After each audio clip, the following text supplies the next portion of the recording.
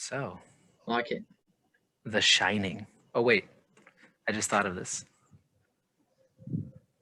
The Shining! It's The Shining. That is an epic opening. That was really stupid. I thought you just put a white piece of paper in front of it because I couldn't see anything. I was so fat. That was too quick for you. Yeah, it was very shiny.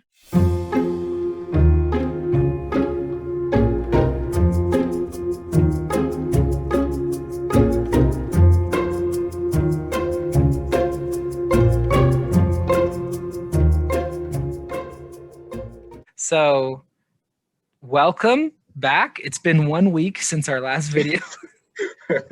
We've How long got has different it? hairstyles, and I Yeah. had a different something before, but now it's only 1 week, and we look like this. Right. You've got a beautifully messy looking hairstyle today, Jordan. You're Thanks. just toying with my emotions here. That's fine. Yeah. You've got the I just rolled out of bed look. Yeah, I did. Just You rolled make out it of look bed. good. I didn't do anything to my hair. And Wonderful. try to make it look like this. It's just It just happens naturally. how I am. Yeah. I, on the other hand, I got out of a meeting not too long ago, and I thought, I'm gonna dress a little classy today. I'm gonna leave my shirt and tie on. So not trying to That's good. upstage anybody, but let's be honest here. Oh, well, you should have told me, and I would try to upstage you, but that's all right. Right. Next time. Okay. So, for people who don't, how long has it been? It's literally been months. Was it even this year last time we recorded a Let me video? see. It was like last November or something. I don't know. Yeah. It's been months. No, because I Anyway. don't think we did anything in December, and then I don't think January hit, and now it's April. So, yeah. so. January, and now it's April. In our defense, we have families. We're busy people. We just had a baby. I've got a little baby right here next to me. Not us, but you and your wife. Yeah. My wife gave birth to a baby, and I was there. And I wasn't there. But congratulations. Yeah. So thank you. Thank you, good sir. I don't know if you can hear him grunting. He's in his little bouncy chair here next to me. But so we've been busy, people. Get off our back about it. I legitimately did have a friend of mine message me on Facebook. He's like, "Hey, are you still making videos with your friend?" And I was like, yeah, but no. Like we should be. And he's like, "Oh, okay, cool, because they're good." I'm like, "Oh, thank you." So That's I guess cool. you liked them. Sweet. Well, shout out to him. Yeah. What's his name? Abel. Shout out to him. Abel Chirino. Lives in Houston, Texas, I believe. I think it's Houston, yeah. Or the Houston area. So anyway, so we're the Great Stephen King Read-a-thon. Read-a-thon. That's what we call it. And this is our That's how long third it's book. been. We made it, dude. Book 3. Some people didn't think we'd make it past 1, and now we're on 3. We are. Dreams come And true. we're reconfiguring our structure of these videos a little bit. So actually, we read this book, The Shining, is separated into 5 parts, I believe. Right. And each one is approximately, what was it, like 7 chapters? No. The first part is 7 chapters, but then I think the later parts are like 10 or 12 chapters. So we're going to do a video for each part of the book instead of each chapter, because there's like 60 chapters total. And that would be ridiculous. A long time. Yeah. We're also going to try to not recap all of the events. We're just going to kind of give our reaction to them and like just talk about them a little bit. Yeah. Right? So now roll the footage. All right. Of our reactions. So I feel like it's introducing all the characters, but it's introducing the hotel almost like a character too. So I'm having a feeling that something strange is going to be going on with the hotel, because it's been a lot of detail and a lot of history behind it, as if it was almost alive sort of thing. So I'm going to be looking forward to that. Kind of creepy. Woo-hoo-hoo. I really like the character of Danny, the kid. We haven't seen much of him yet, but King clearly, from was it Mark in Salem's Lot? King clearly can write young children who are surprisingly mature, and they're just likable. I just like that kid already, so I'm excited to see what happens in this book. I really like how Stephen King is setting a creepy mood so quickly and so effectively. Like, nothing's really happened. Jack is just in this hotel, sort of, being acquainted with how the things work, but already we're learning that, like, this hotel has a long history. There's been scandals, there's been murders, there's been all sorts of creepy stuff going on, and you just kind of get the vibe that, like, obviously something creepy is gonna happen. So I'm liking it so far. I really like how Stephen King talks about different fears that you have as a child, but we forget them as adults. Like in Salem's Lot, he was talking about I can't remember his name, the main character, and how he was not afraid of the vampires just because he dealt with monsters underneath his bed and in his closet every night. And then this one's talking about like how divorce is like one of the scariest things as a kid. And it's just interesting because, like, as adults, you just forget about how scary that is. But as a kid, it's a very real fear. So I thought that was interesting. I like how there's like lots of movies or lots of stories will have the good guys or the bad guys. The good guys are always doing everything right. The bad guys are like have this evil purpose, but like that's not real life. Like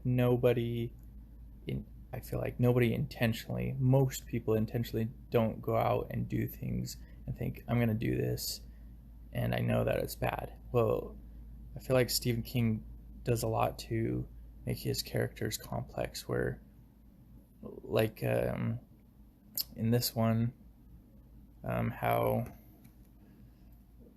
Jack, he has a drinking problem, but he's a good guy. Like, he loves his wife, he loves his kid, but he just struggles with drinking and has some anger issues. But it's just like one of those things where it just kind of nags at him, and we can see in his past that like he feels bad about all these things, but he just can't overtake it sometimes, and it gets to him. So I really find that interesting. Like, I really like that about that the characters aren't just like, oh yeah, Jack's a bad guy, but he's a normal person. He just has faults. So that was cool. I'm starting to have some different conflicted feelings about this. So in the first chapter, I really liked Jack, although he's real grumpy. And then the more I read about him, the less I like him. Although, these early chapters have been a lot about what he did in the past, and it seems he's becoming a better person. Although The Shining, it's such an old book, and it's been referenced so many times. I do sort of know what it's about, so we'll see, how long I still like him as a character. We'll see. I don't know. There were a couple things where he got really drunk and he tried to pick up the baby and he dropped the baby, and that just upset me. I was like, I don't want to read about this guy anymore. So that's one thing that I'm thinking. Also, there's like more hints about Danny's sort of supernatural abilities and just little things. It's an interesting narrative. I love how Stephen King is really showing us from everyone's perspective. This whole chapter was from Jack's wife's perspective, and actually, now that I think of it, I can't remember her name. I feel bad. I can't think of her name, but it was all from her perspective and how she's worried. She's so worried about her husband, about her kid, about their life, about everything, and everything's just, I don't know, it's just stressful. It's almost like a stressful thing to even read about. So that's chapter 6. It was super short. It was like 2 pages, and I don't know what I just read. It was like Danny having a weird dream, and then he just woke up. I don't know what the point of that was, but I'm done with part 1. And we're back. Those were good. Those were some good Yeah. reactions. I'm a How natural. you said those things about that one stuff, and I said Right. the other things, Right. and it was kind That of was my details favorite part, actually. about the pages, the words. The ink. um, No, yeah. but anyways, So, what do you want to say? Anything? I'm just always surprised. Stephen King's like, he's a really good author. I think that's an appropriate reaction. I agree. Yeah, right. That's the end of the video. I have been pleasantly surprised since day one of our readathon, because growing up, I had heard about Stephen King, but like my parents didn't like scary stuff, and I grew up thinking that scary stuff was like too scary for me. I literally, I think I've talked about this. I've watched 10 or less scary movies in my entire life. Yeah. So like Stephen King, I don't know. It was just always like portrayed as like, oh, you don't want to go there. Like I've never had a desire to read Stephen King or watch his movies or whatever. And like, I just always thought it'd be too scary for me. But like, I've been loving it, and this book is no different. This beginning, this intro, first part it's really good. It's intriguing, and it makes me want to continue. And I haven't read anything from this book for a couple months now, so I'm like, I've just been dying to go on with the next part. Yeah. Well, I have to say, I think a lot of like mainstream movies are like the way that they get them out there and advertise it are like slashers, you know, like a lot of blood, a lot of gore, a lot of like jump out at you scares. Mainstream Where this horror. one's, where Stephen King, I mean, he does some of that, but in a book, it's harder to like do jump out scares, you know? Yeah. So it's a lot more like slow burn, like kind of give you that eerie feeling of something's creeping around. You don't want to be sitting in your house reading this alone when you're reading it alone. Oh, seriously. Nighttime. Yeah, seriously. The wind's blowing and you're freaking out. It's you lock dark. the doors. Yeah. Did you think there were any scary parts from this first part of the book? We read the first 7 chapters, right? That's what it was. Yeah. Yeah, it was the first 7 chapters. It was like the first 80 pages or so. Were there any parts here that were scary to you, or do you feel like it was all just kind of set up? I think a lot of it was set up, but I said in one of the little synopsis videos that I think it's really interesting that Stephen King, I noticed in Salem's Lot and in this one, he plays on children's fears that maybe as adults we've forgotten. But like in Salem's Lot, he talked about like the monsters under your bed as a child. That's like a super real fear. Yeah, I remember you talking about. Yeah, and you don't realize that that's not real. That's just, oh, monsters are real and they're hiding under my bed. Well, in this one, he was talking about like divorce. And as you grow up, I mean, that sucks, you know, people get divorced and things happen. But as a kid, as an adult, like, you think like, oh, what a shame. That's sad. But as a kid, it could be like legitimately scary. Yeah, because that's your whole life splitting up, you know, like your parents, that's all you've known is these people that are taking care of you. Now they're breaking, like it's a real fear as a child. They're fracturing your whole reality. Yeah. I asked that question because I felt like there was nothing scary in this beginning except, and I don't even know if this was intended to be scary, but I just got the creeps when I was reading it. There's a chapter where the kid, and I don't even remember his name. Is it Danny? Yeah, it's Danny Torrance. So Jack Torrance is the dad, and then Danny Torrance is the kid, and I don't remember the mom's name. I think it's Wendy. Wendy. That sounds right. That sounds right. Anyway, Danny has this sort of episode where he's like sitting on the curb waiting for his dad to come home, and he like goes into a little bit of a trance, right? And like I can't remember in detail really how he does it, but like he starts to just think really hard or whatever, and then like he sees this person that's like his imaginary friend, and I can't remember, does he have a name for this person? Yes, he does, but I can't remember what it was. Yeah, I don't remember. I will put it on the screen right now after we find it when I edit this video. Tony? Yeah. Oh, really? Yeah. I thought it was like a weird name. Tony's pretty weird. But anyway, just that moment where he sees it, I don't know why it gave me the creeps. I was just like, oh my gosh, like he's having a weird vision. Like, ooh, like it just it gave me tingles up my spine. And then he like passes out and wakes up and it goes away. But like it had these sort of like hints and clues that like whenever he sees this imaginary Tony person, like bad things happen, or like Tony tries to get him to do bad things or something like that. And so Yeah. it was just like it was a little creepy to me. But that was the only kind of scary thing so far.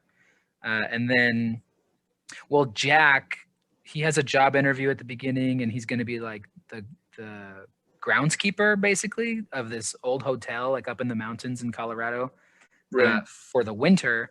And he hears about how like some of the rooms apparently are kind of haunted or whatever. So it's sort of setting up some scary stuff to come, I'm sure, right? But I noticed too, like he was almost giving the hotel equal characterization as the actual characters too. So I have a feeling something's gonna be going on with the hotel.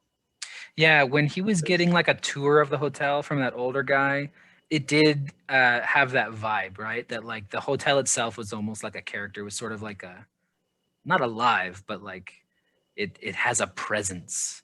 I thought that was pretty cool. Yeah. So yeah. A little bit creepy. So yeah, basically Jack and his family, they're going to be living in this hotel through the winter, and it's like up in the mountains, so it's all the roads are going to be snowed in, and like he knows they're going to be isolated, but he's been hired to basically take care of the place during those isolated months. And he has had a severe drinking problem in the past, and his wife and him have come close to divorce before, but they seem to be doing well right now. And I don't know what else. I felt like maybe they weren't doing well, but like she was afraid to divorce him, but afraid to stay with him, sort of thing. Like she was just kind of in limbo. She didn't know where to go, sort of thing. Just right, because she one day she was like, "Hey, we need to talk," and he was like, "Give me 1 week." And like, because he could kind of tell like what this talk was going to be about or whatever. And she was thinking like, this is going to be about divorce. And also real quick, this plays into Danny has some sort of supernatural abilities because he could sense the word divorce. Like both of his parents were thinking it, but no one had said it out loud. And he heard it like in his mind, like he could sense it. Right. But anyway, he's like, give me a week. And then since that day, he hasn't drunk anything at all. And like, he's been like the perfect husband. So then the wife is like, well, like, am I gonna divorce this guy or what? Like, he's doing great ever since that day. So like, yeah, you're right. She is kind of in this limbo state. I should turn on this light. That's a little better. Oh, there we go. Oh, look at that. Now you can see my shiny forehead. No, but it's just the perfect amount. Oh, yes. The perfect amount of shine.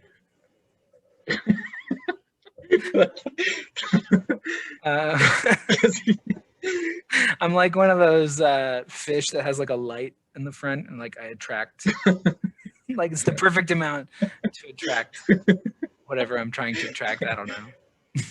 That's where my mind went. I don't know. But yeah, perfect. I don't really have anything else to say. Yeah.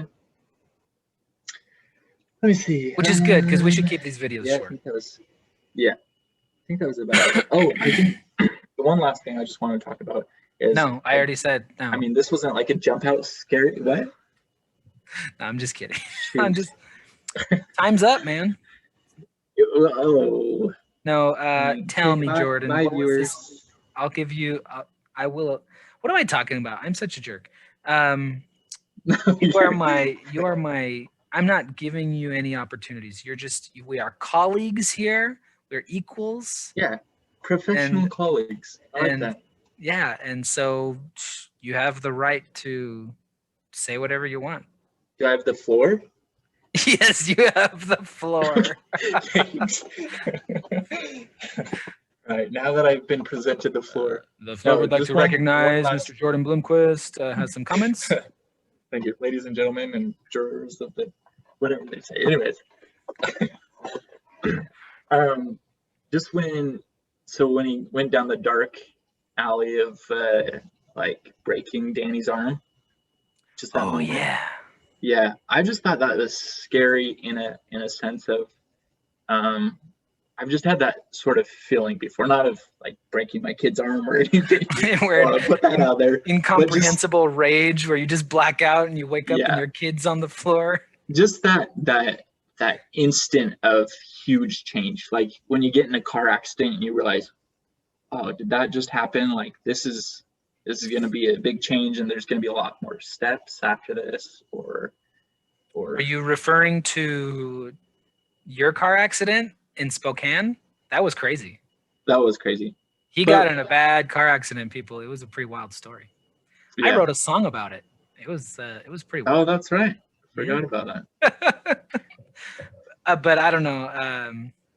But yeah, just something like that. And I don't know if you've ever felt like where like you make some sort of mistake and you're like, oh, why did I do that stupid thing? Now, Yeah. we're gonna change. It's just, it's not like slowly, like you start at one spot and then you go over to here. It's just a boom and things are changed. Yeah, I think I know what you're saying. And like you can't go back. It's like one of those things where you're like, oh crap, like I did this thing and there's no way that we can go back to how it was before. Yeah, exactly. That is a scary thing. It's a different kind of scary, but it's not like a horror story type of scary, but yeah, that is a frightening thing in life. I remember once with my son, my oldest son, this would have been about 6.5 years ago. He's about to turn 7 this month. Just as a new parent, and this makes me think of that this experience with Jack Torrance, where he gets mad and he breaks his kid's arm, kind of on accident, but also not, because he was like angry at the kid and stuff. I didn't do anything intentionally, but I felt so bad afterwards. I was playing with him and he was really little. He was like a couple months old, and I picked him up like this and the ceiling fan was going and it hit his head, and I was so scared. Like it was one of those moments where I was like, oh my gosh, like I could have possibly like given my kid damage, because their heads are not, he was literally like 2 months old. Right. Like, his skull is not even like solidified yet. We took him to the emergency room. Everything was okay, but it was freaking terrifying as a new parent, you know? And like ever since then, it's just like, I'll that's play exactly around, what I'm talking about. Just I'll that roughhouse with my kids, but like I'm always very aware of like what's around, and I'm like, I don't want them to fall and hit this. I don't want to be like, you know, and it's just like that moment is still in my head 6.5 years later. Yeah. And it's just like a fraction of a second too. Yeah. It was really scary. Huge, intense fear. But yeah, I just think it's interesting. Stephen King will put in all different kinds of like children's fears, adult fears, like spooky, slow burn. So it's just like all around. It just makes it a good story. Yeah, I mean, we've only read 2 books and we're starting the 3rd, but like so far he's just so relatable. Like he's such a good author from what I've read, because just like you're saying, like I feel like anybody can read these and totally relate to them and feel like it's speaking to them or it applies to their life. I don't know. It's just, I'm loving it. It. That's good. So, all right, now I withdraw myself from the floor. Yes. So, I guess we should mention just real quick. So far, I don't know about you, I have not seen any connections between The Shining and the 2 previous books. So we know Carrie and Salem's Lot were connected because the town was at Chamberlain. The town where Carrie took place was mentioned in Salem's Lot. Right. But so far, this book is taking place in Colorado, and there's no connection so far that we've seen. Yeah. So maybe we'll keep you posted. Yes, and so our next section is how long? Let's check this real quick. Not too long. It's from in my edition, it's from chapter 8, starting on page 87 to page 149, and that's chapter 13. Yeah, so just that's just 5 chapters, right? 8, 9, 10, 11, 12, 13. 6 chapters. Wait, how's that not 8, 9, 10, 11, 12, 13? Isn't 8 plus 6 Are you 14? a What's math going on teacher? right now? I am a math teacher. Okay, I Don't think ask me. I'm not a math teacher. So. I teach geometry, okay? Oh yeah. We work No, with shapes. Okay? It's what different. if I do like this with the book? Do you know Like how an many origami. chapters there are? No, it's because so it is 6 chapters because once you read chapter 13, then you're 14. So 8 Yeah. plus 6 does equal 14. But we're not reading 14 yet. We've just Right. arrived at 14. Yeah. I felt really dumb there for a second. It's about 70 pages, 6 chapters. So we'll give it a couple weeks and we'll see you back here. Next Part week. 2. Yeah. Part 2, which is the first part, maybe we should say it was called Prefatory. What's it called? I just keep adding to this video. It's getting too long already. Prefatory matters. So prefatory, like preface, like basically introduction, I guess. It all preforted. Everything. And part 2 is called Closing Day. Mm. So yeah. Anyway, Well, let's actually finally end this. okay, that was good. That's good.